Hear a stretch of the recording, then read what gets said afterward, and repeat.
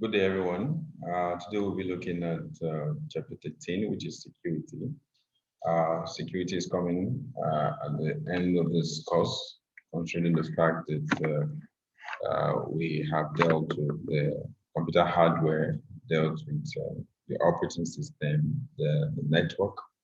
Um, and so it is high time to look at how these security issues associated to each of these apparatus will be dealt with. So at this point in time, we begin to look at each of them one after the other. So how best can we secure this item? Um, when it comes to security, a number of factors actually is being looked into. One, we need to look at the malware. There are many types of threats created to disrupt computers and networks. And the greatest, most common threat of all this and the data contained on them is the malware. So the malware is actually a typical malicious software installed on a computer without our knowledge and could change the computer configuration. It also could delete our files and corrupt our hard drives, collect some vital information from our system, and then open our windows on the computer and redirect our browsers to destinations that will enable the hackers to be able to take advantage of them. Our virus and Trojan horses. The most common type of computer malware is virus. Virus require human action to propagate and affect other computers. A virus hides by attaching itself to computer codes, documents, computer when open, the virus executes and affects the computer. Cyber criminals also use Trojan horses to compromise hosts. A Trojan horse is a program that looks useful but also carries malicious code. Trojan horses are often provided with free online programs such as computer games. And so we'll look at the types of malware. We have hardware, ransomware, rootkits, spyware, worms. The hardware can display unsolicited advertising, use pop-up web browsers, windows, new toolbars, or expected to redirect a web page to a different website. And then there are some typically denies user access to their files by encrypting the files and then displaying a message demanding the ransom. You know, this is actually taking over corporate um, um, resources, taking over enterprise resources, and requesting that these organizations, firms, pay for access. And once they pay, they grant them access to their repositories. And so that is actually what we call the ransomware. And the rootkits are difficult to detect and are used by cyber criminals to gain admin level access to a computer. Remember, this is so difficult because they actually use sophisticated programs to be able to log into your system as an administrator.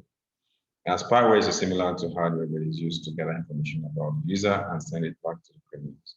So worms are self-replicating programs that propagate automatically without user action by exploiting vulnerabilities in the software spread across the network. Anti-malware programs. It's important that you protect computers and mobile devices using effective antivirus. Very important. And once you have this, you can be able to mitigate against some of these attacks. And still on the prevention of malware, signature and file updates. So there's a need to actually update some of the operating system files, patches, which usually are tied to the server of your OS. For instance, if it's Windows, you could have the Windows server.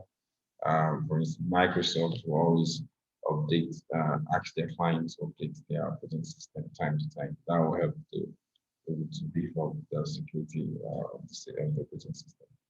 And then you need to watch this video to see how Windows security operates, virus threat detection, firewall, app, and browser control, very important. And then remediating infected systems. How do we do that? When a malware protection program detects that the computer is infected, it removes for quarantine the threat. However, the computer is most likely still active. Many anti-malware programs can be set to run on system start before loading Windows. And then removing malware may require that the computer be rebooted in a safe mode before that is done, and it will be necessary to contact a specialist to ensure that the computer has been completely cleaned. Otherwise, the computer may need to be reformatted, the operating system, and restore back again. All that is just to find a way to remediate the attack or the operating system wants to compromise with virus. So you need to watch this video to see how so, uh, how viruses are being remediated from systems. Networks are targeted.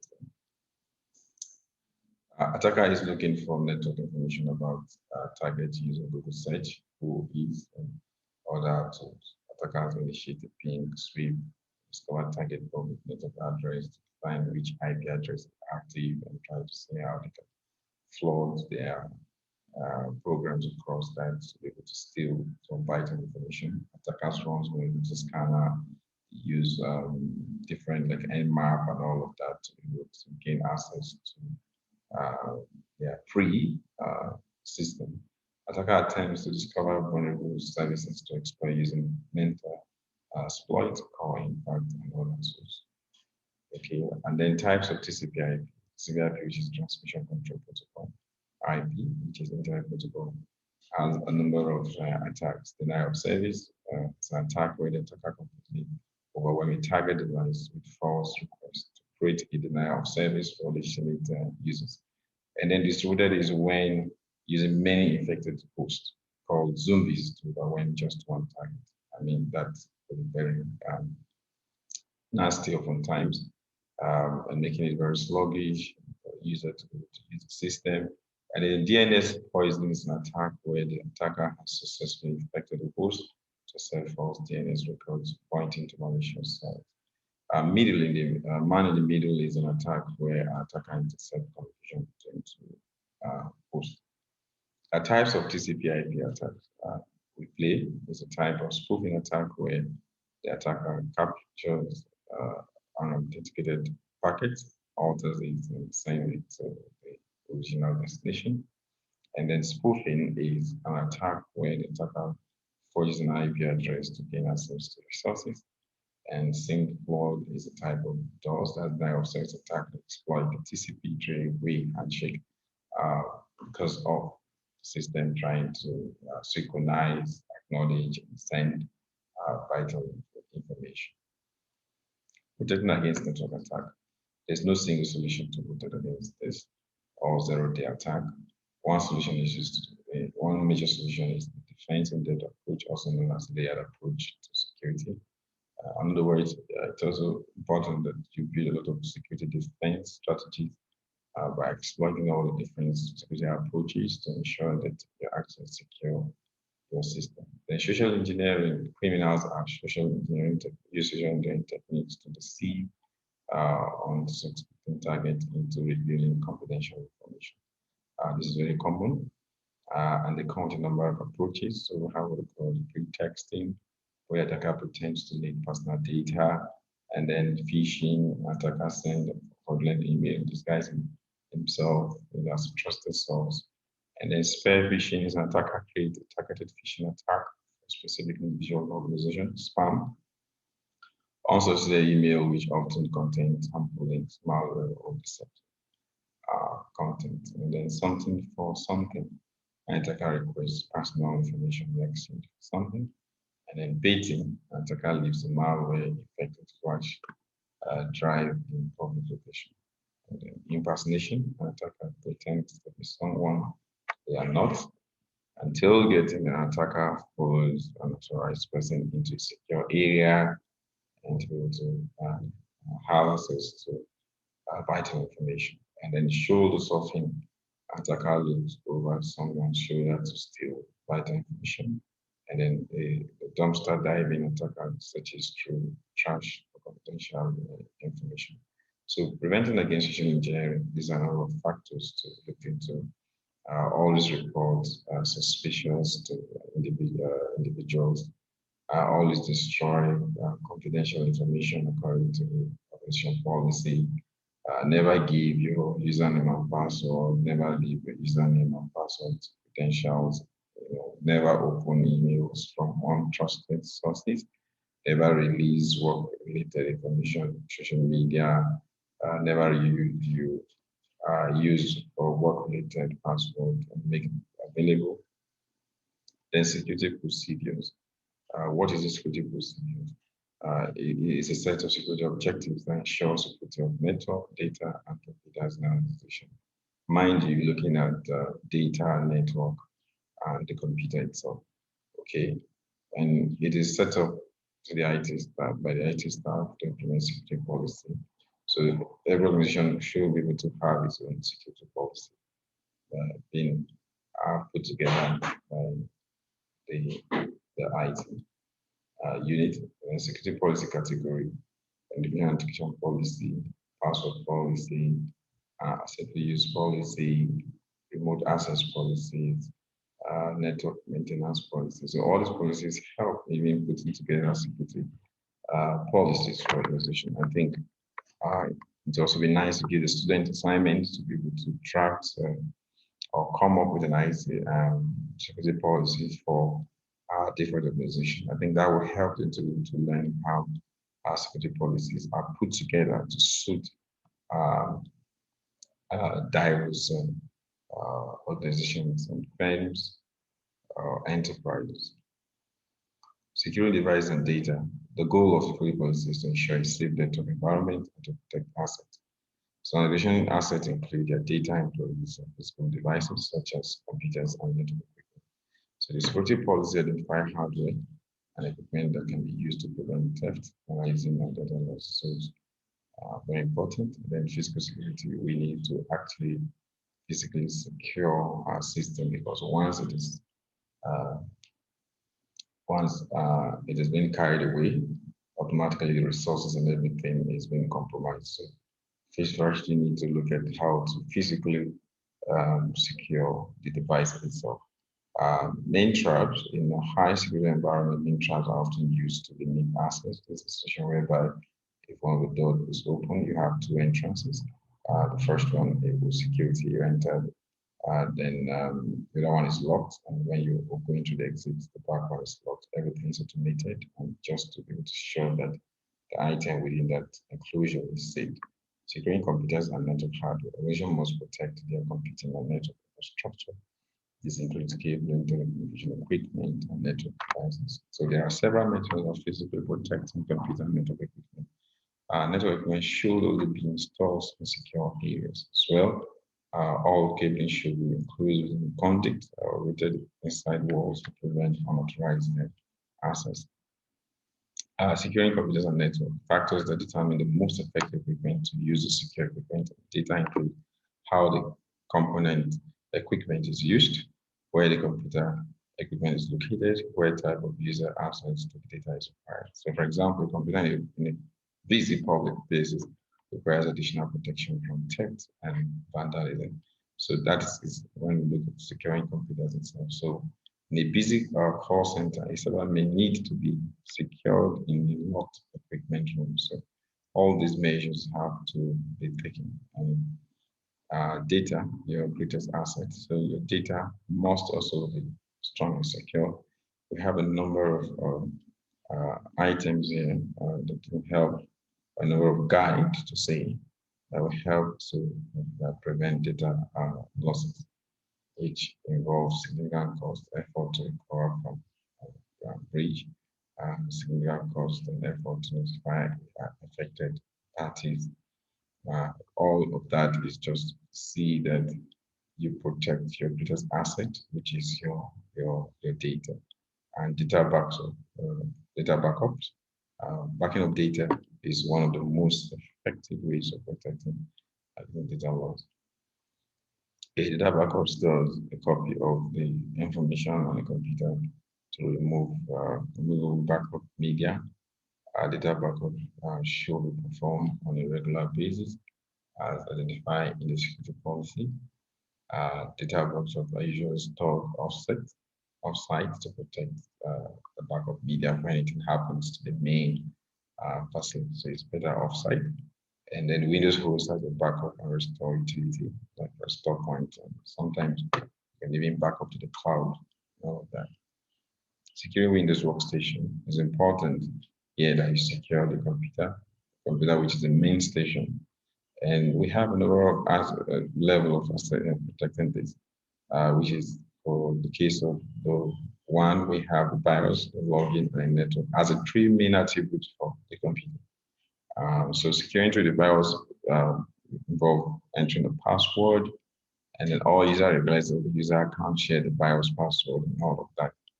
Very important. And then for the login, the most common type of password protection is computer login, where you need to put in your dynamic, maybe pattern, password, PIN numbers, maybe voice recognition, fingerprint, biometric, as the case may be. So local password management. So we have different types. This is how you can actually password this by going to the control panel, personalization, screensaver, or you go to control the case of the different user account, and the user local user account, group user account, and power user account. All that can be accessed through the user account on the control panel, from the control panel rather. Username and password. User names like password are important piece of information and should not be reviewed at every point in time. Password guidelines are important component of the security policy. Any user that must log on to a computer or connect to computer resource should be required to have a password. So password help prevent theft of data and malicious acts. And then password also help to confirm that the login event is valid, ensuring that the user is the correct person that is logging in. So all of that, you can see to the right hand side, the minimum length, the complexity, the variety of it. So even for the password, you need to have strong password by mixing the characters with numbers and all of that. And also using some special keys. Okay, the Windows local security policy. In most networks that use Windows computers, Active Directory is configured with domain and Windows server. So Windows computers are members of the domain. The administrator configures the domain security policy that applies to all computers that join. For standalone computers that are not part of an Active Directory domain, the Windows local security policy can be used to enforce security settings. So to assess the security policy, in the case of Windows 7 and Vista, you go to Start, Control Panel, Administrative Tools, and look at security policy. This is applicable for even Windows 8. And then Windows 10. So these are the policies for each of them when you go through the settings. So I think it would be nice we go through the video so that you can also get acquainted. So this is for the local user account. So you right click on the properties. Once you go to settings, sorry, go to control panel, go to the local policy, and then there you can actually right click and make some one or two adjustment and add user, click on action menu and select users, all of that, and they're under the user account, okay? And then managing groups also. And then the Active Directory user and computers. The Active Directory is actually like the database for user and computers. It's like a console area of the computer. So all your computer user services and all of that are actually archived in the Active Directory. So configure users and groups in Windows. And this will be done by the lab. So we go through the procedure and create configure user account and group user account and all of that. So if next is firewall. Firewall protect computers and network by preventing undesirable traffic from entering into our network. The firewall helps to deny both the inbound and outbound as on solicited packets. In other words, you will deny the packet, you will accept the traffic, kind of traffic you want in the network and all of that. So firewall services can be provided as follows. It could be host-based firewall, which uses software such as Windows Defender Firewall, Small Office Home, network-based solution using a home or small office wireless router, and then small to medium size network-based solution using a dedicated device such as Cisco adaptive security or enabled. So this is actually the answer is common with most organizations. And then still in software, so you can also to open Windows Firewall, go to Control Panel in Windows Firewall, very important. That's for Windows Firewall still. We can actually go to our Windows Firewall and enable or disable it as a case. And then configure exceptions Windows Firewall. You can allow deny access to specific program or port from Windows Firewall. We need to configure exception and allow a block, click allow an app or feature through the Windows Firewall to open and allow. So once you get to the firewall, you can now be to allow or you not allow certain programs. Windows Firewall with advanced security. Another Windows tool is that available to is advanced settings where you open, you can actually there you can look at the Windows Defender in the case of Windows 8 and 10, which advanced security provides these features inbound and outbound rules. That's traffic that's coming in and out of the computer, connection security rules, which has to do with traffic between two computers and both computers have the same rules defined and enabled. And then monitoring, display the firewall inbound or outbound activities. So they need to look at the configuration. Then the web security actually has to do with the internet and the browsers. Browsing, they also use to run application including Microsoft 365, Google Docs interface for remote access, SSL users, and more. So to help support these additional features, browsers use plugins to support other content. However, some of these plugins may also introduce security problems. Browsers are targeted and should be secured. So oftentimes the hackers target the browsers once you're in the network.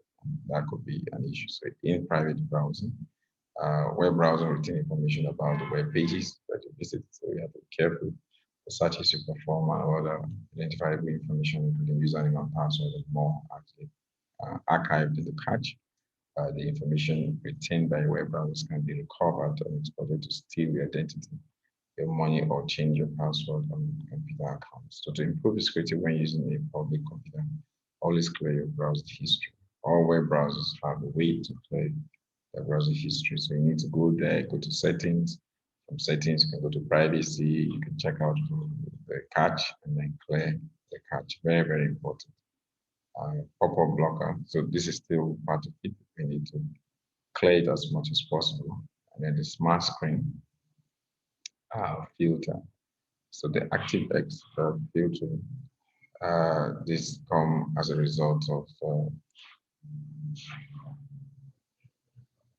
okay. So,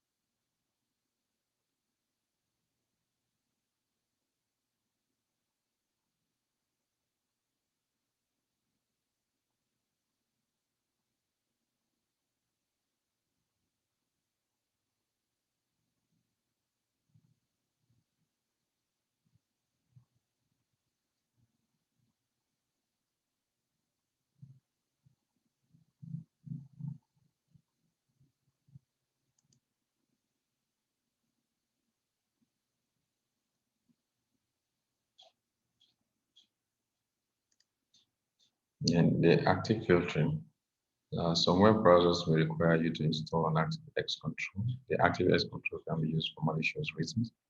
When you have the ActiveX enabled, you can choose which website are allowed to run on ActiveX control. So sites are not approved, cannot run on this control. So it's there for you to be able to decide which to use at every point in time. Very important. Um, you can also go to the browser settings and allow ActiveX, make sure that you have it in your browsers. So you can choose sites that you're sure are okay and be able to disable the sites that you're not comfortable. So restricted settings, device often come with security features that are not enabled or security features use default settings. So main device can now ship with restricted settings and all of that. All this is just a part of the maintenance culture for protecting the system. And disable autoplay. Older Windows phones use auto run to simplify the user experience.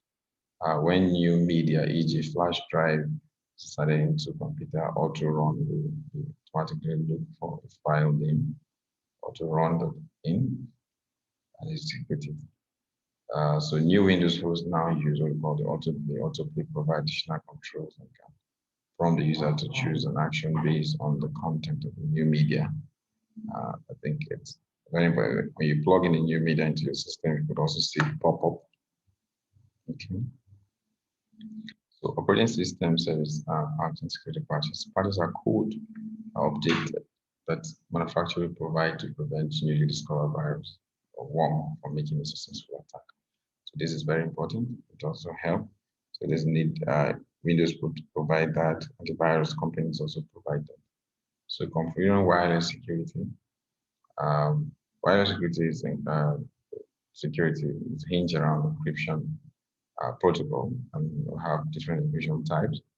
The major technologies applied here actually has to do with the hash encoding function, encryption, um, symmetric encryption, asymmetric encryption, and each of these is still to encrypt this data so as to secure between two end devices. And one of the most common of the algorithm for this encryption is the MD5. That's the mediated list 5. Okay, so common communication encryption types. We have we have the symmetric encryption, which has to do with the advanced encryption standard. We have the 3D ES, and all this is, like I said, is a way of encrypting. Some of the keys are short, some long keys. It requires two keys, a preventive key and a public key. So the public key can be widely distributed, including email and all of that. All this is a way of trying to secure data. The service identifier is a network name. Sometimes you create a hotspot. The name of that network is also referred to as SIP. Attackers will try to see how to look at the probability of your SID network and see how to attack. So authentication method, a shared key provides a mechanism to authenticate decrypt data between the wireless client. As you can see here, the three major wireless security here in this architecture. And all is just to see how to prevent unauthorized access to our wireless network. But then the length differs, like web is 4 bits, and the WPA2 is 128 bit length. And so this is a way to assess it. I think we did this. You can also look at Packet Tracer. This is also available in Packet Tracer. More of this we'll do in the CCNA. Almost install the CCNA. Okay. Okay. So